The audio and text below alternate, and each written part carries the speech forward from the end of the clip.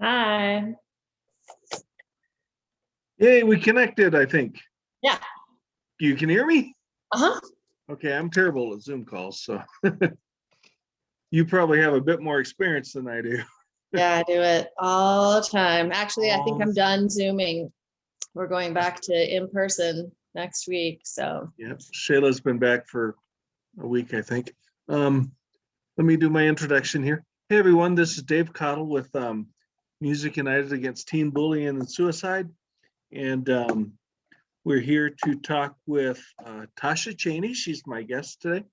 And she's going to tell us a little bit about her daughter, who we lost sadly in 2018, I believe. And so if you think 2020 was bad, 2018 was really tough year for not only Tasha and her family, but gosh, a ton of people in the Prescott area.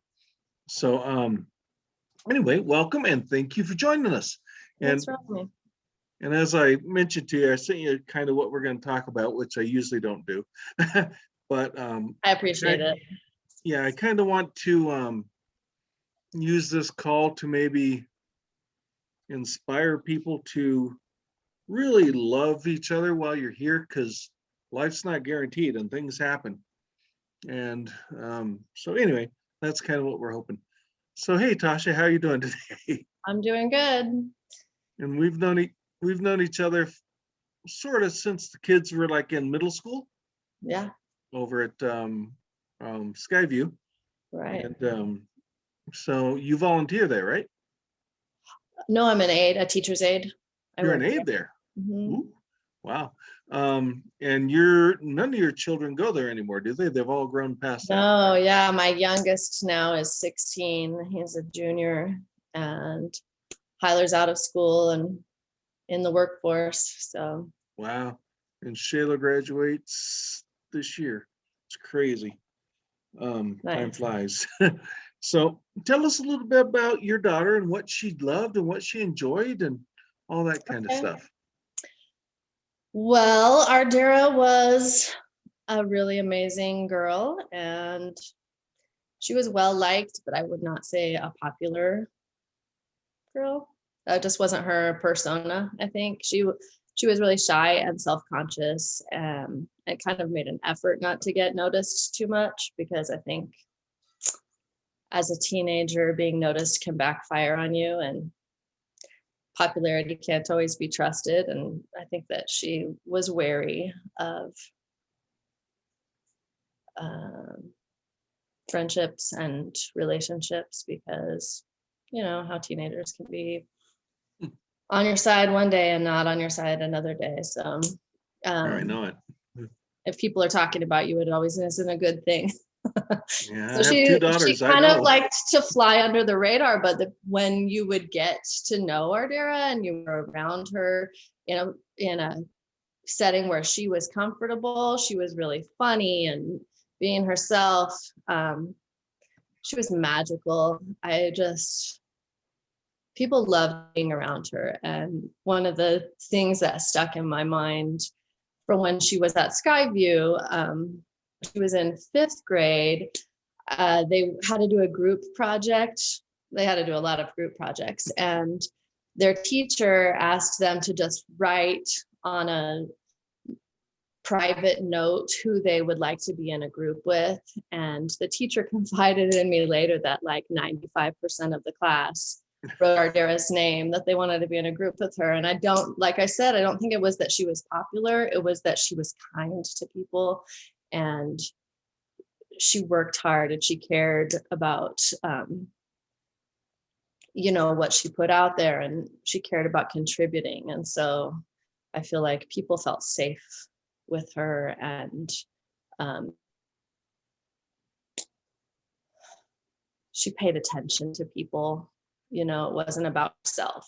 She was one of those kind of people that would listen to you and would get to know you, and made you feel special. So she just had a really neat way of connecting with people when she felt comfortable.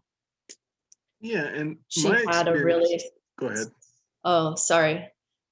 What was your experience? No, my experience with Ardara was, I'd come to the school to pick up Shayla, and half the time I'd have to go grab her somewhere and out of the playground, and Ardara would always go, "Hi, Mr. Cottle," and Shayla said that when she first went to Skyview, Ardara was a bit older, the next year up. Ardara took her and showed her around on her own. She wasn't told to do that, and helped her get comfortable. And then during both at Skyview and North Point, they would, if they were on an outing or something, they would often hang back a little bit and just talk and visit. And I know Shayla, there's a couple of stickers we had at one point from the first show that Shayla was actually there when she drew one or two of them because they shared the table in art class. And so anyway.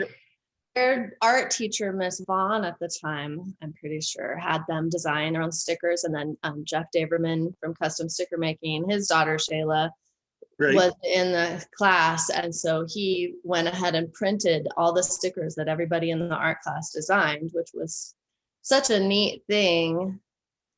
I was going to talk about her stickers a little bit later, but I'll just say that, like, when after she passed away and we were trying to think of something good for the memorial, those stickers came back to mind, and I didn't realize that he had saved that file. It's a zombie hand saying "I love you." Oh, nice. Right?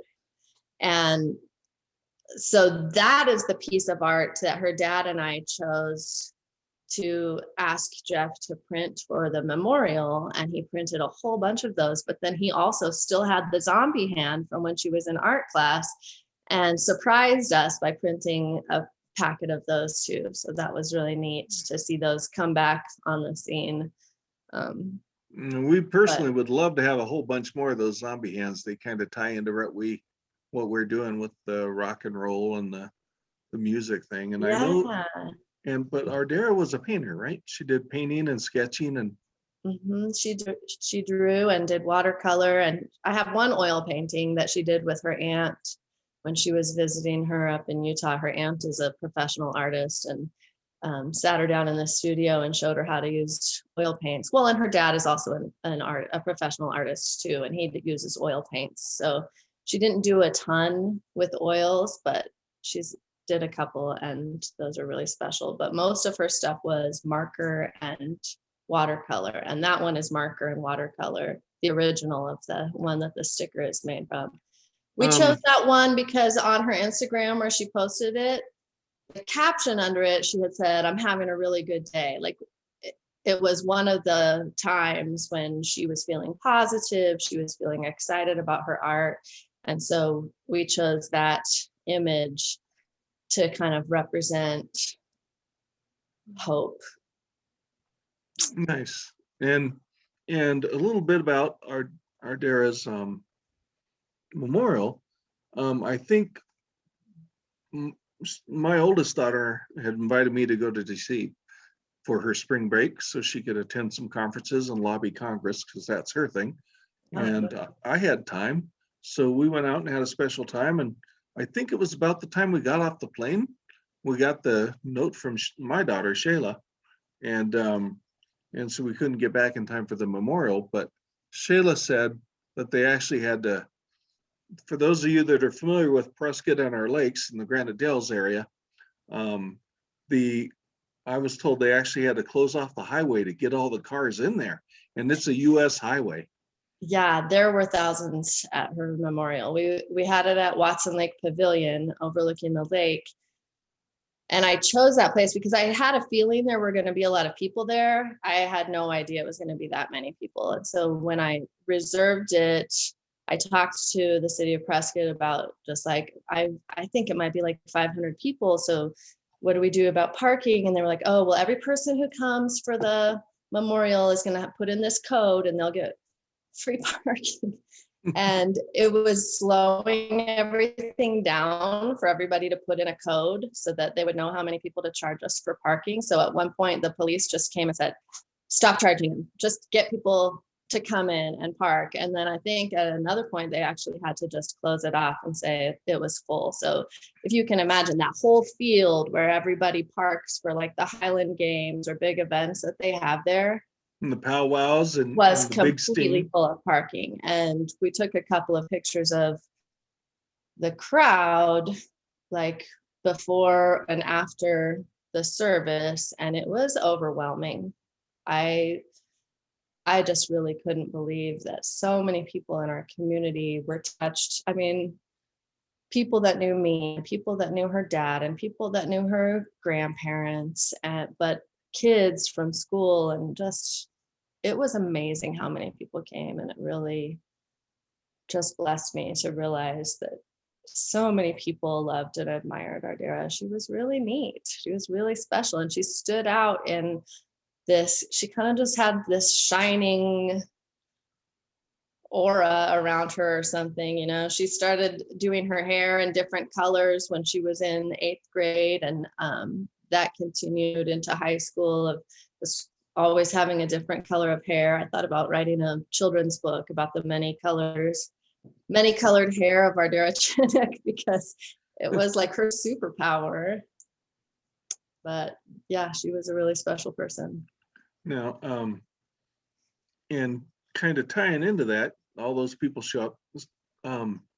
When someone dies by suicide in a smaller community, you know, if it happens in Phoenix, it's rough for those people that knew them in their school and all that. But in a small community, everyone indirectly knows somebody. It's like the Kevin Bacon 7 degrees of separation sort of thing, and only it's a little bit closer. And I know it was amazing. But during the process of that, you find out kind of who your real friends are and who they weren't, and a little bit about maybe who hers were and weren't. And I know you've since your family's had some challenges with just dealing with some of those people. And so what have you guys done to be able to live your lives like I'm sure Ardara would love you to live? What's allowed you to help move on and move forward?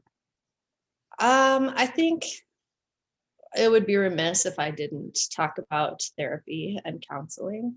I think that there is a stigma still in our country, in the world, about mental health and taking care of your mental health, or admitting that you need help. And it was difficult for us to get counseling, to get into support groups, like those things we still struggle with, like feeling comfortable with it. And yet, I mean, look at what happened with Ardara. A huge part of it was that she had a mental health problem and didn't want to have it. She just wanted to be okay, you know, and of course that's normal, but like, she didn't want to be on medication. She didn't want to have to go to therapy. She didn't want to be weird or strange or have something wrong with her. And so she was really resistant to treatment. And I think that, so when she was gone, then it was like, well, okay, we need to take care of our family. We need to take care of our hearts and minds in dealing with this and coping with it, and getting through it. And so we did all spend some time with different therapists and counselors. And I think, you know, not everybody has a different level of comfort in that, but I think that it's so important. And one thing that a therapist said, I don't want to like talk about her brothers too much because they're really private, but like they were having a hard time, like not feeling super comfortable. And a therapist said, okay, but there's going to be a time when you'll feel comfortable, when you'll realize you need it. So don't just like close the door and say, therapy's whack, I'm not doing it. If you don't feel comfortable doing it now, or it's too hard to talk about now, leave that door open to someday come back to it and Indeed. be able to work through this when you're ready to. And so I think that first and foremost was really helpful. But there's a support group in town, a wonderful girl, you know, Anne Marie, leads a support group for survivors of suicide. And so we attended that once or twice. And that is really hard because everybody's at a different stage in their grief. And so again, that's something that you may go to and just be like, I cannot open up in front of these people. But then 2 years later, you can go and open up and you're in a different place and you're able to kind of talk to the person who's just going through it and recognize in them where you were the last time you tried it or something. So that is another really helpful thing. Well, I I think the know. most Go ahead. important thing for me has been talking about it with people, like feeling comfortable, just being able to talk about Ardara, just being able to not have it be like a disturbing thing when I bring her up, to have friends want to hear stories about Ardara, or if something reminds me of her, to be able to talk about her, or even if it's a mental health thing that I'm talking about, and I can say, oh yeah, I remember when Ardara would have anxiety attacks, or I remember Ardara's depression kind of presented this way, to be able to talk about that and not be worried that the subject of either Ardara, who died by suicide, or the subject of mental health as it relates to someone who is no longer with us, those can make people uncomfortable. But being around people who will listen and are open to hearing about that is healing for me. To be able to just talk about it and not feel like it's cringy or awkward when I talk about it has been healing for me. I know you spoke at the last live in person Out of the Darkness walk that Anne Marie put on, and I know that was really hard because I was a photographer for that, and I tried not to post any totally embarrassing pictures, but Yeah, I was just, whoa, you were a the whole mess, thing. It and was hard. Yeah. so I'm, and I know you think about her every moment of every day. There's no way not to, but I did not want the call, today to end up like that, and I know it's hard. I can't even imagine as a parent that has always supported my kids, but it's what you said was kind of important, and that's that the stigma about mental health, and that, oh, get over it, that kind of stuff. If someone's struggling in your life, you need to listen and take them seriously, because, and I know you did, you tried, and sometimes it may stem from bullying, sometimes it may not. Sometimes, like in my case, my wires are just a little crossed sometimes, and every once in a while you crash hard, and you have to. One of the things we do, obviously music events, but we're trying to get people to think about it differently. It's not taboo to talk about it. It's actually good and educational, and to try to make it, I don't know, we want to try. I figure we've had concerts with 150 people there, and we've had concerts with almost nobody at the beginning, and I've said, if we continue doing this for 10 years and can affect one life, it's worth it. Because I was frustrated about attendance for a long time, but then all of a sudden we got really fairly big. Yeah, But that's good. So I went to the first one and I went to another one that you had a year later, I think. yeah, And there wasn't a ton of people there, but what really, I told you that I felt like that was the greatest tribute to Ardara for sure. She was, so into her music. Her music was such a huge part of her life. And she was young. She was only 16 and she hadn't been to a ton of live shows, but she was so excited about it when she got to go to a live show. And even whether it was a huge thing, like she went to see Weezer with some friends, the Nowlin family. She went to go see Weezer with the Nowlins and her brother Hyler, and it was a huge deal. But she also went to there was a house show of Amp Stuff, which was a local Prescott band who she was crazy about. And they had their friends who are in Playboy Man Baby. Yep, Yeah, I know those guys. Phoenix come up and play in a house show here in Prescott in a little house. And so we went to it. I took her and her brothers all to it, and they were so excited about it. And they like were buying merch, and it was Ardara's first mosh pit, and she got a bloody nose and was like proud of it, like it was a badge of honor. And it was just such a blast, and the adrenaline of being around musicians who she admired, you know, and of just being able to lose herself in the music was one of her, I think one of her favorite things in life was being able to lose herself to the music. And Yeah, so going to the Music United events, for me, it was really touching that you wanted to do that, first of all. And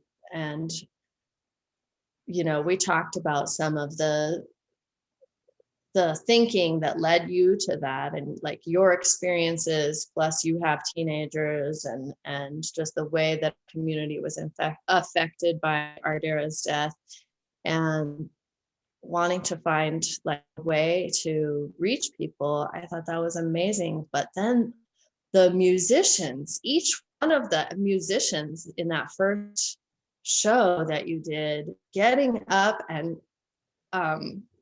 talking about Ardara, like who they did not know, but dedicating songs to her. There was one woman who even wrote a song for that event.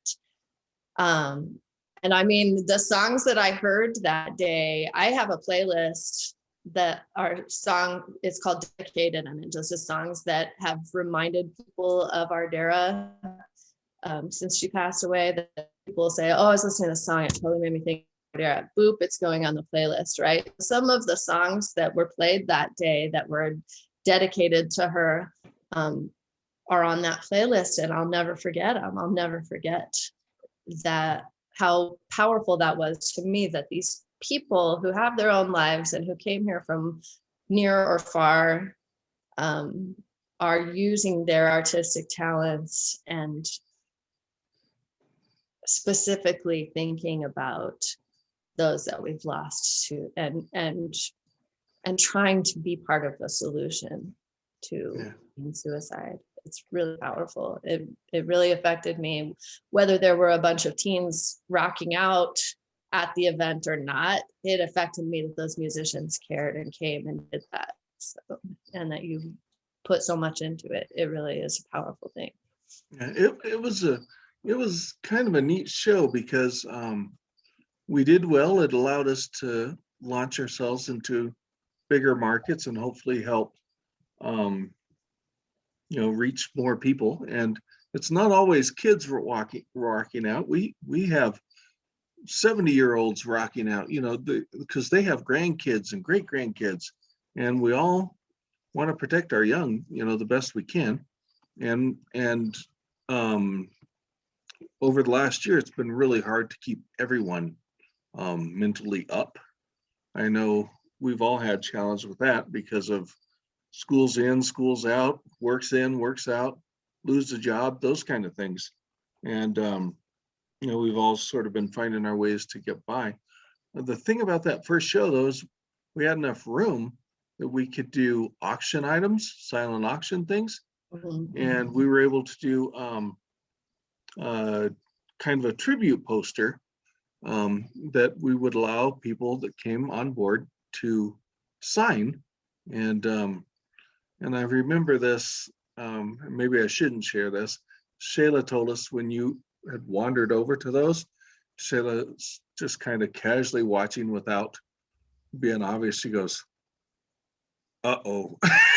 And I know you were kind of touched by that. So yeah, it was, we've got it hanging in the hallway of our house is kind of, I don't want to call it a shrine, but it's like all Ardara stuff. There's several people have given me artwork that they've done in her memory, or there's like her photography or photography that people have given to me of her, and just like all this different stuff is on the walls in our hallway. And yeah, that poster with that everybody signed hangs in there too. It's super neat. Yeah, one of the really special things about that show, it got fairly crowded later in the day, and I know you had to leave, but the local DJ, Ken Byers from KPPV, who'd been on the air forever, and it's a big station that a lot of younger people listen to, and a lot of older people too,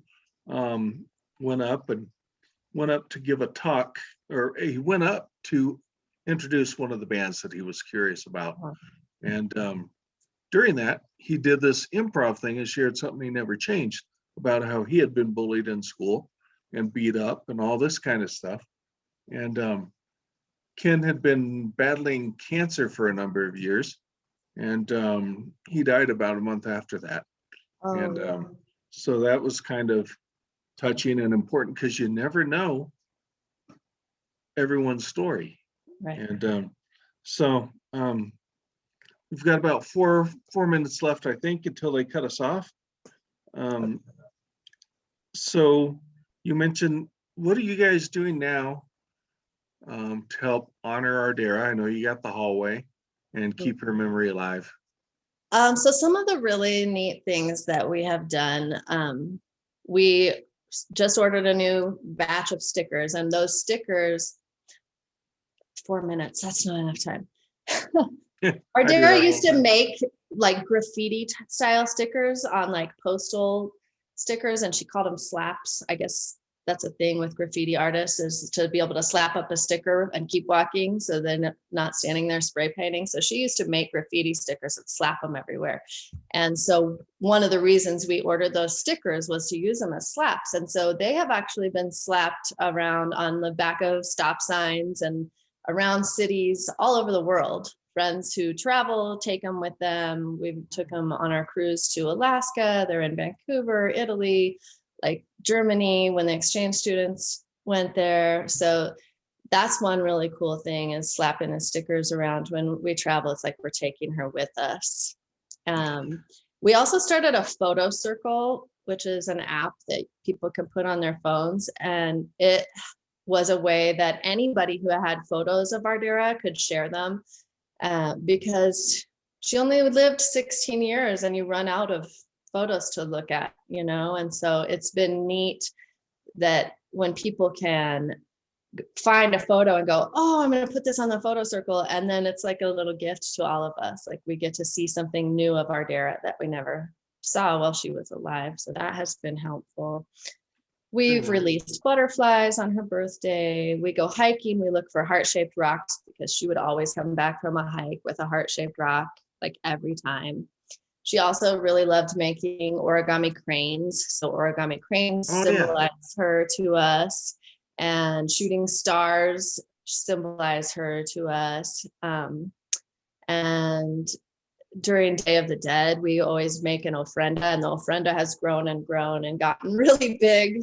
This last year, it was really huge. It was like our entire breakfast nook covered all the way up to the ceiling with stuff honoring her. So we try and keep her in most of the events of our lives, to somehow find a way to attach Ardara into it, so that she's still there. She's a part of it with us.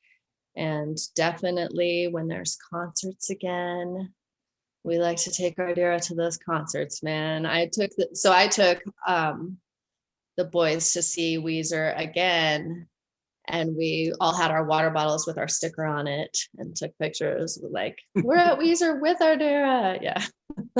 Well, I think I never know exactly when it's going to cut me off when I say 30 minutes. Yeah. We would like to help some people slap some stickers wherever you may go. We don't have a lot to give out here, but I'm sure we could get some more. Well, we've got more. Yeah. If you run out of them, let me know. Yeah. Contact me. And if you order one of our stickers, we'll ship them out for $2, and you get a free Ardara sticker too. So take her with you, put her on your guitar case, put her on your car dashboard, put her at the club you go to, whatever it is. That's keep everyone aware and I don't know, keep it alive. Awesome. And so I want to thank you for taking time. And I need to run in town to get lunch for the family now. All right. Thank So you, thank you. David. This is Dave with Music United talking with Tasha old name, Tasha Nelson Yep. from oh, you guys actually won the YEI bench, the first one, didn't you? Yeah. Yeah. And used it at your wedding, I think. But anyway, it's been a pleasure and thank you so much. I think this one, just from the little thing I put out, a lot of people want to see it. So Awesome. Thank you. okay. Thank you. Good night or good afternoon or whatever it is. Bye-bye. Bye.